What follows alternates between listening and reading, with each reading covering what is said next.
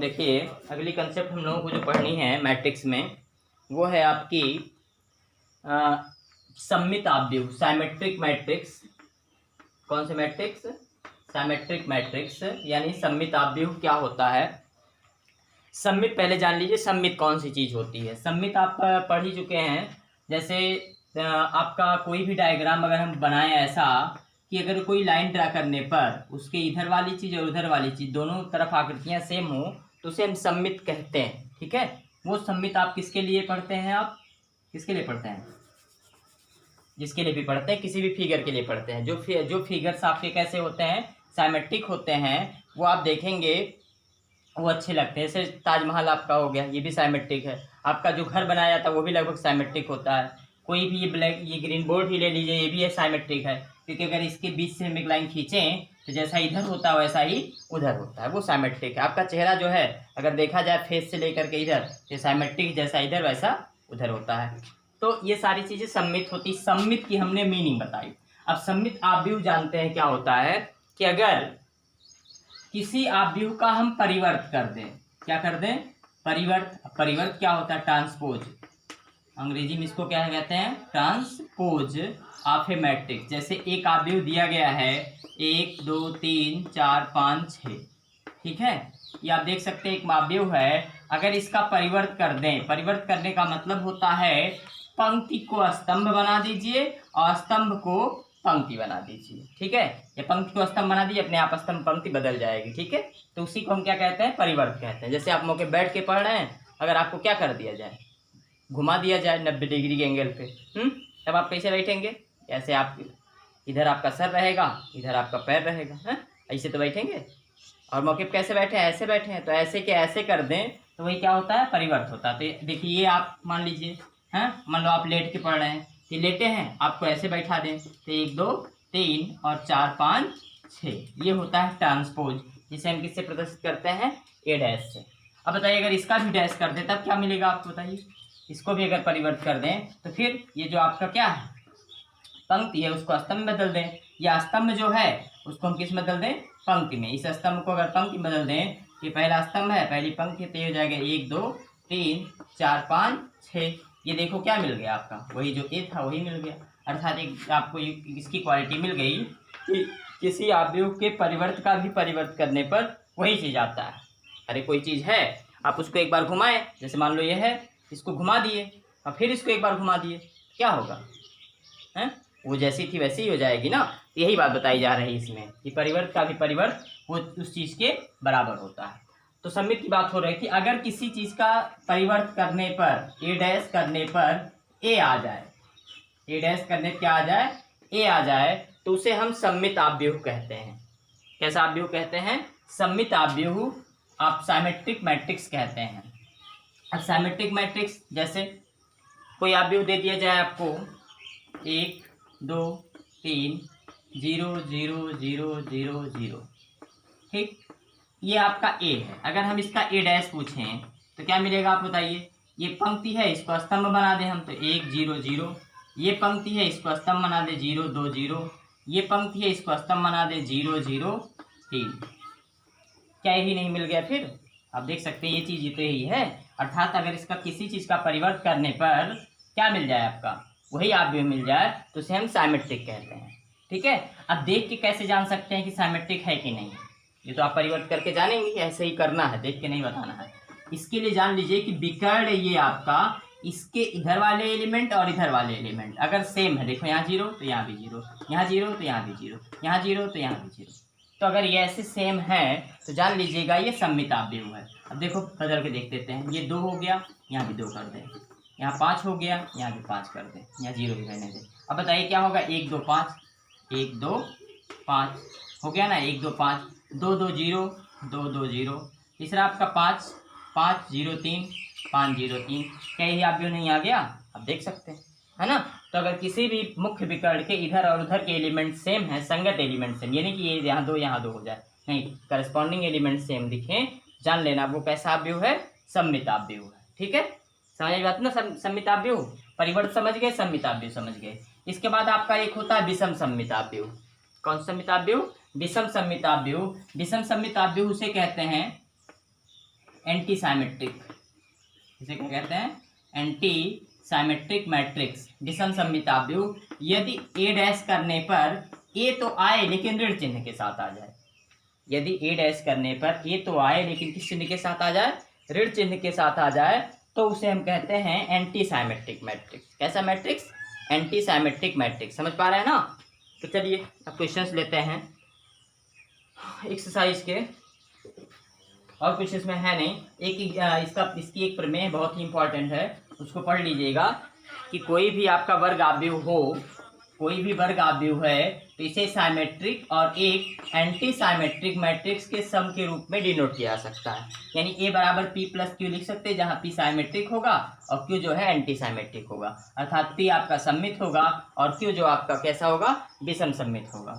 ठीक है, इसको ऐसे भी लिख सकते हैं, ए बराबर हाफ ए माइनस ए डैश, ठीक है, प्लस 1/2 ए प्लस ए डैश। अब इन दोनों हल करेंगे तो ए ही तो आएगा। ये चीज़ आपकी विषम सममित है, ये आपकी सममित है। ठीक है, कुछ और प्रगुण पढ़ लीजिए परिवर्त के, जान लेते हैं कि ए प्लस बी का होल डैश जो होता है ये बी डैश प्लस ए डैश के बराबर होता है। उल्टा है, ए प्लस बी का होल डैश बराबर होता है बी डैश प्लस ए डैश। इसको प्रूफ किया गया, प्रूफ करने की जरूरत नहीं है। ऐसे ही ए बी का होल डैश जो होता है ये भी किसके बराबर होता है? बी डैश इंटू ए डैश के। ये सब प्रॉपर्टीज हैं। और ए डैश का डैश हमने बताया ही था अभी, किसके बराबर होता है? आपका ए के बराबर होता है। ठीक है, तो इस तरह से कुछ प्रॉपर्टीज हैं और कुछ सवाल भी होंगे। तो चलिए सवाल देख लेते हैं, मिटा दें, नोट कर लीजिएगा इसको। ये थ्योरम क्या है कि एक वर्ग आव्यूह को, पहली बात सममित जितना रहेगा वो वर्ग आव्यूह रहेंगे। किसी भी वर्ग आव्यूह को एक सममित और एक विषम सममित आव्यूह के योग के रूप में व्यक्त किया जा सकता है। यही प्रमेय है और ये कई बार पूछी गई है बोर्ड एग्जाम में। आसान ये सब सवाल आपका। पहला क्वेश्चन देखिए, ए बराबर दिया है आपको, ए बराबर नहीं कुछ दिया है, ऐसे दिया 5 1/2 और -1। कहा है ए डैश ज्ञात करो। तो ए डैश क्या हो जाएगी? इसका परिवर्त। ये आपका कैसा आव्यूह हुआ? स्तंभ आव्यूह है। इसको हम पंक्ति बना देंगे बस ऐसे, 5 1/2 और -1 हो जाएगा ना, कर लेंगे। दूसरा देखिए, दूसरा क्वेश्चन क्या कह रहा है कि यदि ए इतना है बी इतना है तो ए प्लस बी का whole dash A equal to आपको गिवन है -1 2 3 और बी इक्वल टू 5 7 9 और -2 1 1। बी इक्वल टू नहीं, ए इक्वल टू ही है। बी इक्वल टू गिवन है आपको -4 1 -5 और दूसरा दिया गया आपको 1 2 0 और तीसरा दिया 1 3 1।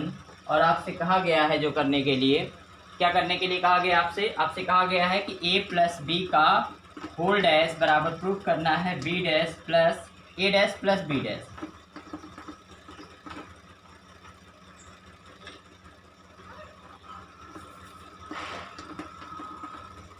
यानी प्रगुण जो हमने बताया था उसमें थोड़ा सा सुधार कर लीजिए, देख लेते हैं।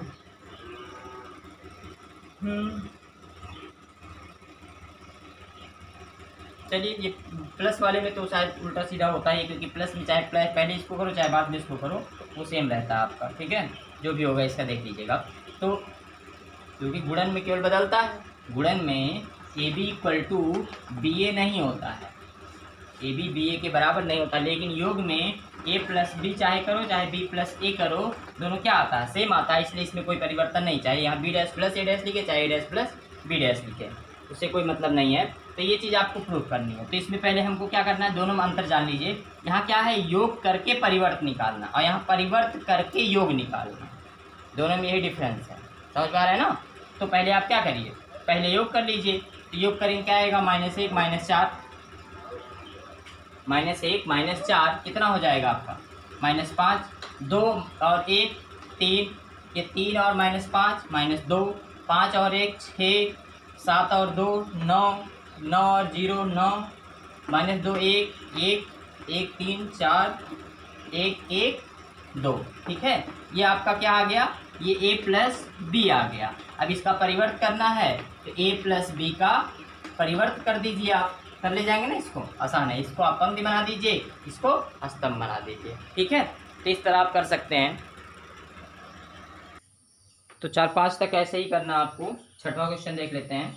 छठवें का ए क्या दिया है आपको, एक आव्यूह ए दिया है, A equal to cos alpha और साइन अल्फा, दूसरा माइनस साइन अल्फा और कास अल्फा।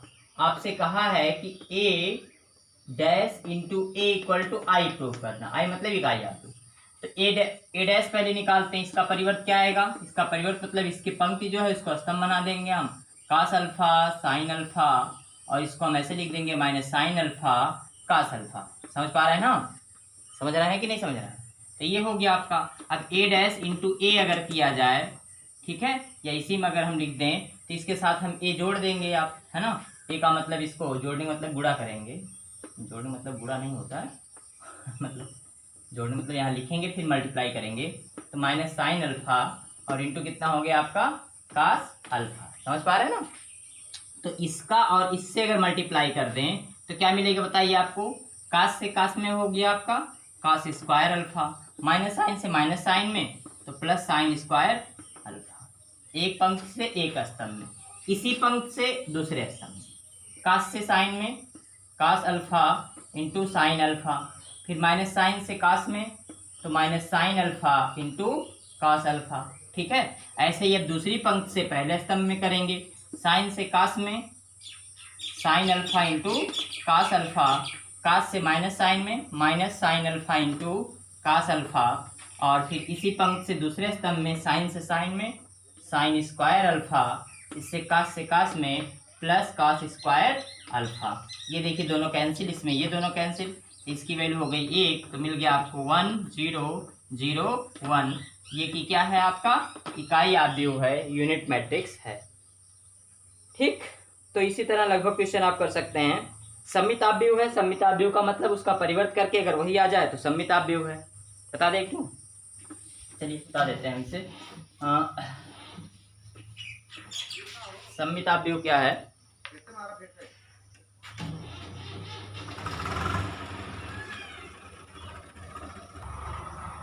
चलिए क्वेश्चन देखते हैं। कौन सा देख लें, 8वां। चलो 8वां देख लेते हैं। 8वां कह रहा है कि यदि a बराबर 1 5 6 7 तो दिखाना क्या है कि a प्लस ए डैश सममित है, a प्लस ए डैश सममित है। तो किसी चीज़ को अगर हमको सममित दिखाना हो तो हम उसका डैश करके वही चीज़ ले आते हैं। तो इसका डैश करके यही चीज़ ले आया जाए तो हो सकता है। तो पहले a प्लस ए डैश निकाल लेते हैं। a तो हमको दिया ही 1 5 6 7।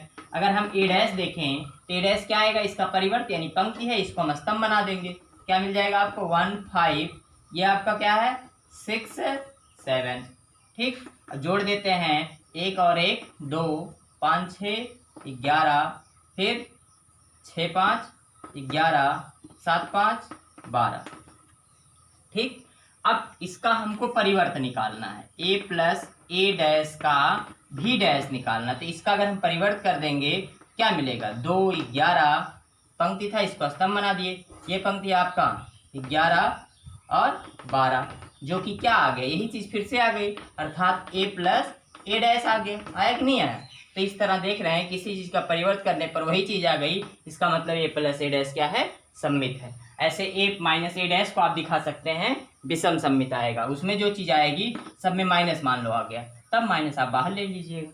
ठीक है, तो यही तरीका है आपका इस सममित और विषम सममित। ये प्रश्नावली आप कंप्लीट करके भेज दीजिएगा ताकि आगे क्लास जल्दी जल्दी मिलती रहे। और आप लोग लापरवाही थोड़ा सा कम कर दीजिए, क्लास रेगुलर करते रहिए, क्योंकि स्कूल खुलने की कोई संभावना है नहीं, तो ऑनलाइन सारी पढ़ाई कर होगी आपकी। अभी देखिए हो सकता है सारे विषय ही स्टार्ट हो जाए, अभी एक ही चल रहा है, 2 ही।